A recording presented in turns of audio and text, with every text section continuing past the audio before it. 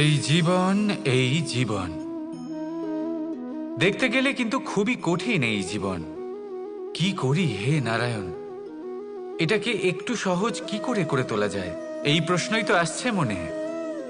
এর উত্তর স্বয়ং সেই মানুষের মধ্যেই লুকিয়ে, তার সিদ্ধান্তে, তার নির্বাচনের মধ্যে লুকিয়ে। এবার জীবনের যে কঠিন সময়গুলো থাকে সেগুলো সেই প্রসঙ্গের মতোই হয়। যেমন ধরুন, আপনি হাঁটছেন হাঁটছেন আর হঠাৎ করে পায়ে কাঁটা ফুটে গেল। এবার আপনি কি করবেন?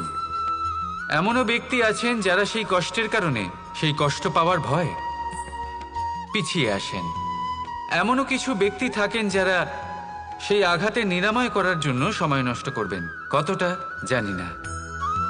এমনও কিছু ব্যক্তি থাকতে পারেন যিনি হয়তো সেই কাঁটাকে তুলে নিয়ে তার ব্যবহার গজালের মতো করবেন, তাকে দেওয়ালে পুঁতে একটা সুন্দর ছবি লাগাবেন যাতে সেই দেওয়াল আরো সুন্দর দেখতে মনে হয়।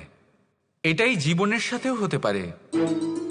এবার দেখুন, জীবন হলো কঠিন নাকি অত্যন্ত কঠিন সেটা গুরুত্বপূর্ণ নয়, সেটাকে সরল করার জন্য আপনি কি করছেন সেটা গুরুত্বপূর্ণ। জেনে রাখুন, আমরা সবাই মরণশীল, আমাদের সবার মৃত্যু হবে, প্রত্যেককেই এক না একদিন অবশ্যই মরতে হবে। এবার যখন সেটা হতেই চলেছে, তাহলে ভয় কেন পাবো, চিন্তা কেন করব? দুশ্চিন্তা করলে কি এর সমাধান হয়ে যাবে? কখনোই নয়। যা প্রারব্ধ তা হবেই।